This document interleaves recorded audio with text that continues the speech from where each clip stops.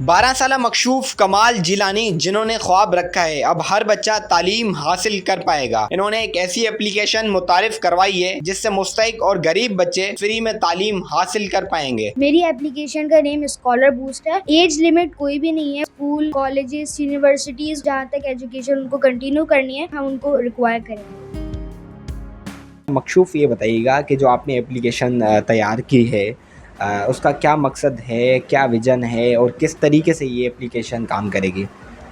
जो मैंने एप्लीकेशन तैयार किया है उसका जो मकसद है वो ये मकसद है कि जो बच्चे चाइल्ड लेबर हैं और जो पॉवर्टी से गुज़र रहे हैं उसे कम करने के लिए मैंने ये एप्लीकेशन क्रिएट की है ताकि वो इजी टू एक्सेस हमारे पास आके अपनी चीज़ें बता सकें ताकि हम उन्हें एजुकेशन प्रोवाइड कर सकें। अच्छा, वो कैसे आपकी इस एप्लीकेशन तक आएँगे और उन्हें कैसे पता चलेगा कि एप्लीकेशन कौन-सी है? क्या नाम है आपकी एप्लीकेशन का? मेरी एप्लीकेशन का नेम स्कॉलर बूस्ट है और उनको ऐसे पता चलेगा कि मैं जब एप्लीकेशन को लाइव करूँगा तो मैं बहुत सारे एड्स, टीवी चैनल्स, एनजीओज़ और उन सबको बताऊँगा कि जो लोग नहीं कर पा रहे हैं अफ़ोर्ड वो आके इस एप्लीकेशन पे कर सकें, एक्सेस कर सकें। अच्छा, तो ये ख़्याल कैसे आया आपको एप्लीकेशन तैयार करने का कि मुझे एक ऐसी एप्लीकेशन तैयार करनी चाहिए? मेरे पास ये ख़्याल आया जब मैंने अपनी जर्नी स्टार्ट की थी यूटेक से, जहाँ पे मैंने कोर्स किया था आईओटी जिसके अंदर मेरी बहुत अच्छी पार्टिसिपेशन थी। तो वहाँ के जो फाउंडर थे यूटेक के उन्होंने मुझे ईएमयू इवेंट के अंदर पार्टिसिपेट करवाया था कंपटीशन के अंदर जो अमेरिका में हुआ था इंटरनेशनली।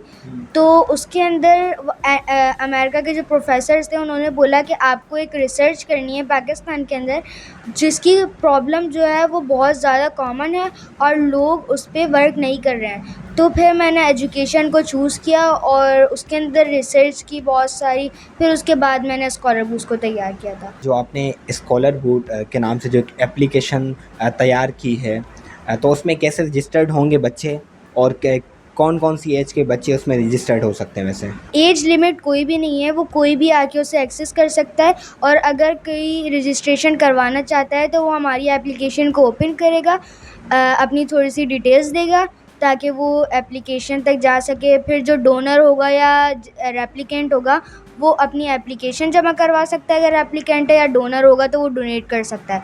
और जो रेप्लिकेंट है वो एप्लीकेशन जमा अपनी डिटेल्स बताएगा, अपनी लाइफ के बारे में बताएगा कि उसे क्या क्या मुश्किलात हो रही हैं और किस तरीके से उसे वो चीज़ें चाहिए। तो वो अपनी पूरी चीज़ें बता के हमें एविडेंस देगा। सीएनआईसी कवर फ़ोटो और फेस इमेज, सीएनआईसी को हम नादरा की तरफ से एप्लीकेटेड करेंगे ताकि हमारे पास उनकी इन्फॉर्मेशन हो और फिर वो अपना अमाउंट बताएंगे कि उनको कितना अमाउंट चाहिए, किस कैटेगरी में चाहिए, अगर उनको एडमिशन के लिए चाहिए या फिर फ़ीस रजिस्ट्रेशन के लिए चाहिए और किस स्कूल में चाहिए। अगर वो कोई सा भी स्कूल होगा तो हम उनसे कांटेक्ट करके उनको बताएंगे, उनको पैसे देंगे ताकि हमारे साथ कोई फ्रॉड ना हो। अगर किसी ने बोला कि हमें इसे स्कूल में चाहिए तो हम उन्हें पैसे दे देंगे तो वो शायद उसका मिसयूज़ भी कर सकता है। अच्छा मकशूफ़, ये भी साथ-साथ बताइएगा कि जो एप्लीकेशन है सिर्फ़ सिटीज़ की हद तक रहेगी या ऑल ओवर पाकिस्तान में आपकी एप्लीकेशन काम करेगी?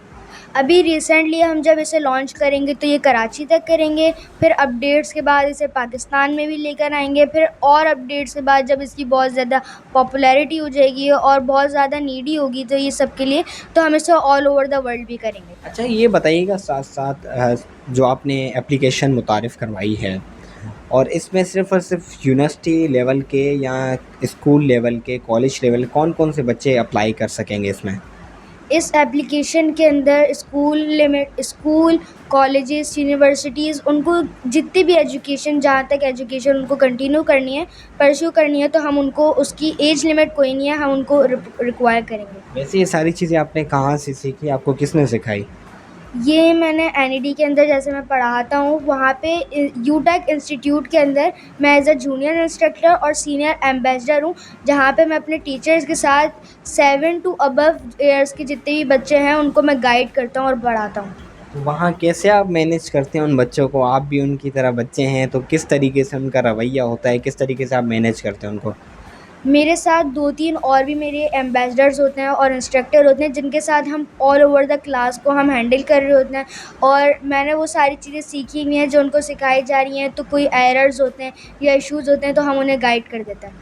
और इसके अलावा क्या आपकी मसरूफ़ियात हैं साथ-साथ? मैं इसके अलावा अकेडमी जाता हूँ, क्लास 7 में हूँ कराची पब्लिक स्कूल से। जी। और ये जो अवार्ड आपने हासिल किए हैं, कौन-कौन से अवार्ड हैं? कहाँ-कहाँ से आपको अवार्ड मिले हैं ये?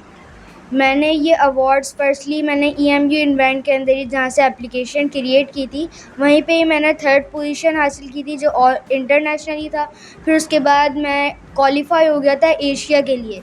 फिर अच्छा। जी, मैं एशिया के लिए क्वालिफ़ाई हुआ था। फिर वहाँ पे मेरी एप्लीकेशन तो थोड़ी-सी अच्छी लगी थी लोगों को, लेकिन पिच के दौरान थोड़े से इश्यूज़ हो गए थे, तो इसकी वजह से मैं थोड़ा डिस्क्वालीफ़ाई हो गया था। फिर उसके बाद मैंने एक और अवार्ड लिया था HBL पाशा। 2 महीने पहले ही मैं इस्लामाबाद गया था, जहाँ पे शिज़ा फ़ातिमा IT मिनिस्टर ने मुझे अवार्ड दिया था। और फिर किस चीज़ का आपको अवार्ड मिला था वो? स्कॉलर बूस्ट एप्लीकेशन को ही हमने रिप्रेजेंट किया था। फर्स्ट कंसोलेशन प्राइज़ हमें मिला था, और रिसेंटली ही मैंने अभी स्कॉलर बूस्ट को वापस से रिप्रेजेंट करके 2nd पोजीशन हासिल की है टेक्नो फेस्ट के अंदर ऑल ओवर द पाकिस्तान। और आने वाले फ्यूचर में आप क्या इसके अलावा और क्या करने जा रहे हैं वैसे? मैं आने वाले फ्यूचर के अंदर स्कॉलर बूस्ट को मैं लाइव करूँगा, और लाइव करने के लिए हमें अभी फ़ंड रेज़िंग की ज़रूरत है। और स्कॉलर बूस्ट के अलावा मैं एक और एप्लीकेशन तैयार कर रहा हूँ पाकिस्तान के लिए ही, जाके जो चोरी है मोबाइल्स वगैरह की, उनकी सिक्योरिटी के लिए।